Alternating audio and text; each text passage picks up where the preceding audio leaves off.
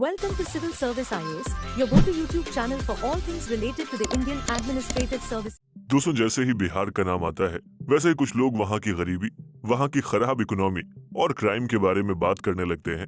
वहीं कुछ लोग ऐसे भी हैं जो बिहार के इतिहास को भारत के स्वर्ण काल से जोड़कर देखते हैं। लेकिन ये सारे लोग एक बात पर सेम विचार रखते हैं और वो है बिहार के लोगों का यूपीएससी के लिए डेस्परेशन। 10th में भले ही कम मार्क्स आ जाए, 12th में भले ही कम मार्क्स आ जाए, लेकिन आईएएस तो बन के रहूंगा, किसी भी प्रकार बनूंगा। दोस्तों, आज 10 में से एक ब्यूरोक्रेट जो न्यू दिल्ली के नॉर्थ से साउथ ब्लॉक तक भारत की डेस्टिनी को शेप कर रहा है वो बिहारी है। देखा जाए तो देश भर में आईएएस ऑफिसर्स के मामले में टॉप 10 स्टेट्स में भी बिहार दूसरे नंबर पर आता है। लेकिन आयरनी ये है कि बिहार को उन सबके साथ ही साथ एक पिछड़ा हुआ गरीब और बीमारू राज्य कंसीडर किया जाता है। यहाँ की 40% से ज्यादा पॉपुलेशन गरीबी रेखा के नीचे आती है। 89% से ज्यादा पॉपुलेशन आज भी अर्बनाइज्ड नहीं है। यहाँ का एजुकेशन सिस्टम सबसे करप्ट और पुअर एजुकेशन सिस्टम्स में से एक है, जहाँ हर साल हाई स्कूल और इंटरमीडिएट का एग्जाम टॉप करने वाले बच्चे ही अपने सब्जेक्ट के बारे में ठीक से नहीं जानते हैं। ऐसे में सवाल ये उठता है कि आखिर ऐसे राज्य से हर साल इतने आईएएस या दोस्तों, अगर आप बिहार के इतिहास को देखेंगे तो आपको यहाँ पर दुनिया की सबसे बेहतरीन यूनिवर्सिटीज के रूप में नालंदा और विक्रमशिला के साक्ष्य मिलेंगे, जो ये बताते हैं कि ये दोनों ही विश्वविद्यालय आज के हार्वर्ड और कैम्ब्रिज जैसी यूनिवर्सिटीज से भी बेहतर थी। लेकिन फिर बिहार की ऐसी हालत कैसे हो गई? देखिए, बिहार के खराब हालात के पीछे अंग्रेजों का हाथ सबसे बड़ा है। दरअसल 1857 से पहले तक बिहार देश के सबसे अमीर इलाकों में से एक हुआ करता था। लेकिन 18वीं सेंचुरी में जब ईस्ट इंडिया कंपनी ने भारत को अपने कंट्रोल में लेना शुरू किया था, तब उन्होंने बिहार और उससे लगे उत्तर प्रदेश के इलाकों में किसानों से जबरन अफीम की खेती करानी शुरू कर दी। दरअसल वो उस अफीम को चाइना में सप्लाई करते थे। देखा जाए तो 1730 से 1830 तक के 100 सालों में ईस्ट इंडिया कंपनी का अफीम का धंधा जमीन से आसमान पर पहुंच गया। चीन का अफीम निर्यात 200 पेटियों से बढ़कर 30,000 पेटियों तक पहुंच गया, यानी कि इसमें लगभग 14,900% की उछाल देखी गई। फिर अंग्रेजों को अफीम में फायदा दिखता रहा और वो चाइना से रेशम और चाय के बदले अफीम को बेचते रहे, जिसके लिए बिहार और पूर्वांचल के लोगों और उनके खेत को डिस्ट्रॉय किया जाता रहा। लेकिन उसके बावजूद बिहार के लोगों के लिए नौकरियों का एक बेहतरीन ऑप्शन उस समय पर मौजूद था। दरअसल अंग्रेज अपनी सेना में 1857 से पहले सबसे ज्यादा सैनिकों की भर्ती बिहार और यूपी से किया करते थे। और भी कई सरकारी जॉब, फैक्ट्रीज और बिजनेसेस थे जो बिहार और वहां की इकोनॉमी को संभाले हुए थे। लेकिन फिर 1857 के स्वतंत्रता संग्राम के दौरान बिहार के क्रांतिकारियों ने ईस्ट इंडिया कंपनी को काफी नुकसान पहुंचाया और इसके बाद जब पावर ईस्ट इंडिया कंपनी से ब्रिटिश एम्पायर के हाथों में चली गई तो अंग्रेजों ने उसका ऐसा बदला लिया कि आज तक बिहार इकोनॉमिकली ग्रो नहीं कर पाया है। दरअसल 1857 के गदर के बाद नाराज अंग्रेजों ने बिहार में होने वाले अपने सभी बिजनेस ओरिएंटेड वर्क्स को सिकोड़ना शुरू कर दिया। 1857 के बाद अंग्रेजों ने बिहार में एक फैक्ट्री तक नहीं लगाई और यहाँ के एजुकेशन और हेल्थ को पूरी तरीके से इग्नोर कर दिया।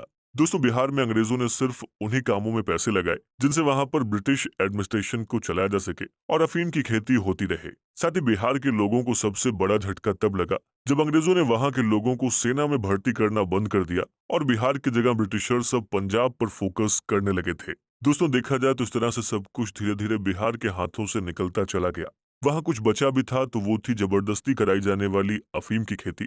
और इस तरीके से बिहार, जो एक टाइम में भारत का सबसे अमीर इलाका हुआ करता था, वो सबसे गरीब बनकर रह गया और आज भी वहां की रियलिटी में कुछ खास बदलाव नहीं आए हैं।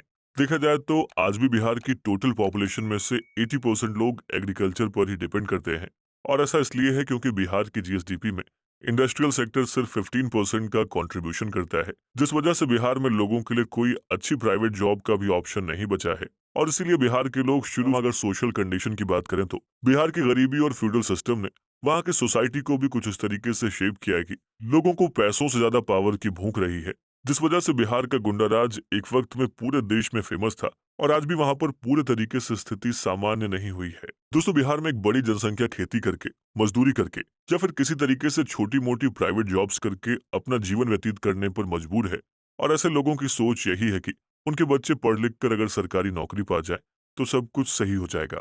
हो सकता है आपको ये 80s के जमाने की सोच लग रही हो, क्योंकि आपको ये लग रहा होगा कि आजकल के पेरेंट्स तो आईटी कंपनीज या फिर इंडस्ट्रीज के आ जाने की वजह से प्राइवेट जॉब्स को भी सही मानने लगे हैं। वैसे आप जो सोच रहे हैं वो कहीं से भी गलत नहीं है, लेकिन ये बात बिहार के लोगों के लिए लागू नहीं होती है। दरअसल 1991 के लिबरलाइजेशन के बाद देश भर में प्राइवेट सेक्टर ने खूब इन्वेस्ट किया, लेकिन इस दौरान भी बिहार को इग्नोर किया गया। इस तरीके से पूरे देश में प्राइवेट जॉब्स में न सिर्फ पैसे मिल रहे थे बल्कि एक स्टेबिलिटी और सेंस ऑफ प्राइड भी फील होने लगा था। लेकिन 1991 के लिबरलाइजेशन के बावजूद भी बिहार में कंपनीज ने जाना सही नहीं समझा। यहाँ के लोगों के लिए प्राइवेट जॉब ना तो कभी स्टेबल हुई और ना ही उसमें पैसा और प्राइड फील करने जैसा कुछ था। ऐसे में यहाँ के पेरेंट्स आज भी अपने बच्चों के लिए 80s की सोच रखते हैं और सरकारी नौकरी के लिए बच्चों को पुश करते हैं। दोस्तों, उसमें से भी अगर बच्चा पुलिस या फिर सिविल सर्वेंट हो जाता है तो उसके साथ भी एक पावर मिलती है।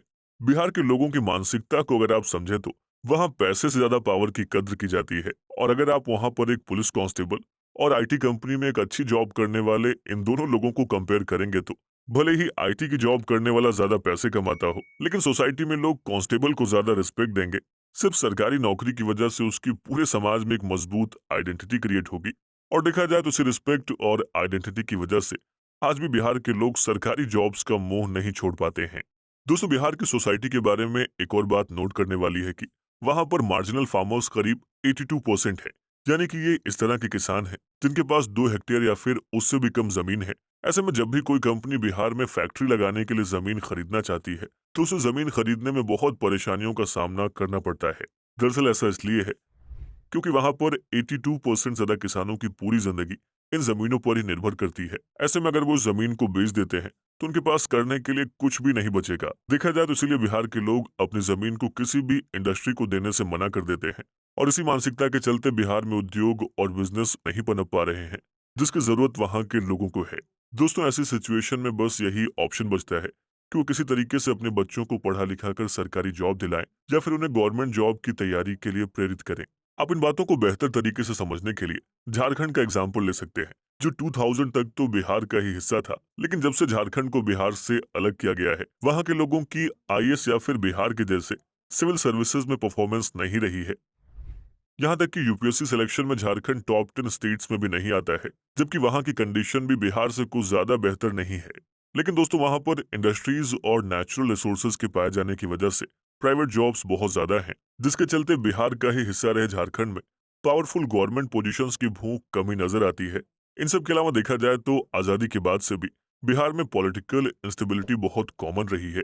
यहाँ तक कि बिहार के अधिकतर मुख्यमंत्री अपना टेन्योर भी पूरा नहीं कर सके हैं, जिसमें वहां का गुंडाराज और क्राइम बहुत ज्यादा जिम्मेदार रहा है। इसलिए शुरुआत से बिहार के लोगों के मन में ये रहा है कि इस डर और इस खौफ को निकालने के लिए अफसर बनना बहुत जरूरी है, तभी वो बिहार में सरवाइव कर सकते हैं। और देखा जाए तो ये भी बड़ा कारण है जिसकी वजह से बिहार के लोग आईएएस और आईपीएस जैसी जॉब्स के पीछे लगे रहते हैं।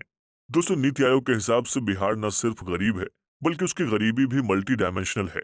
ऐसे में यहाँ पर एक और फैक्टर इन्वॉल्व होता है और वो है बिहार में सदियों से चली आ रही सामंतवादी और जमींदारी व्यवस्था, जिसकी वजह से वहाँ के आम लोग हमेशा से एक प्रेशर के अंडर जीते रहते हैं। और दोस्तों, यही कारण है कि बिहार में क्लास बेस्ड और कास्ट बेस्ड डिस्क्रिमिनेशन बहुत ही कॉमन रहा है। दोस्तों, इन सब के अलावा पहले आजादी और जमींदारी प्रथा के खत्म होने के बाद लोअर क्लास और लोअर कास्ट के पास ये अपॉर्चुनिटी पहुंची कि वो भी सोसाइटी में अपर क्लास की तरह अपनी मेरिट के दम पर लाइफ जी सकते हैं। ऐसे में उन्होंने उस मौके को ग्रैब करने की कोशिश की, लेकिन हम सब ये बात जानते हैं कि ऐसा करने में छोटे जॉब्स या फिर एग्रीकल्चर उनकी मदद नहीं कर सकते थे और इसीलिए उन्होंने ऑफिसर बनना या फिर कोई गवर्नमेंट जॉब हासिल करना सही समझा। दोस्तों, चलते चलते एक और रीजन की बात करें तो बिहार में सरकारी जॉब्स की दीवानगी के पीछे वहाँ का हेरोइज्म भी जिम्मेदार है। दोस्तों, आमतौर से हम बचपन में अपने आसपास के लोगों में से अपने हीरोज को चुनते हैं और उन्हीं के जैसा बनने की कोशिश करते हैं। जैसे कि अगर गुजरात का एग्जाम्पल लें तो वहाँ हर पीढ़ी अपनी पुरानी पीढ़ी को देखकर बिजनेस में आगे बढ़ना चाहती है, जिसकी वजह से उनके हीरो कहीं न कहीं बिजनेसमैन ही होते हैं। ऐसे बिहार में बच्चों के पास जो लोकल हीरोज की कहानियां पॉपुलर होती हैं, उनमें या तो किसी कुख्यात क्रिमिनल की कहानी होती है या फिर किसी बड़े सरकारी पद पर काम करने वाले शख्स की। ऐसे में अपने इंटरेस्ट के हिसाब से बिहार के लोग अपने हीरोज को चुनते हैं और इसमें ऑफिसर वाले हीरो बिहार के ढेर सारे लोगों का रोल मॉडल होते हैं। दोस्तों, इन सारे आंकड़ों और कारणों को देखकर यह भी सवाल उठता है कि जो राज्य देश के लिए नीतियां बनाने वाले ब्यूरोक्रेट्स को देता आया है, आखिर उसी स्टेट का इतना बुरा हाल क्यों है? बिहार से इतने हाई सिलेक्शन रेट के बावजूद भी उसके लिए जरूरी रिफॉर्म्स और पॉलिसीज क्यों नहीं बनाई जा सकती हैं? बहरहाल दोस्तों, इन सवालों का जवाब देने की जगह बिहार के हालात को सुधारने की जरूरत है और ऐसा हम इसलिए कह रहे हैं क्योंकि बिहार के लोग एज ए ह्यूमन रिसोर्स देश के लिए कितने जरूरी हैं, ये बात हम लोग बहुत ही अच्छे तरीके से जानते हैं। ऐसे में अब जरूरत है कि इस ह्यूमन रिसोर्स वाले स्टेट को भी हर तरह के रिसोर्सेज मुहैया कराया जाए। वैसे दोस्तों, आपके इस मुद्दे पर राय क्या है? हमें इस वीडियो के comment By subscribing to our channel, you'll gain access to a wealth of engaging videos that aim to educate and inspire.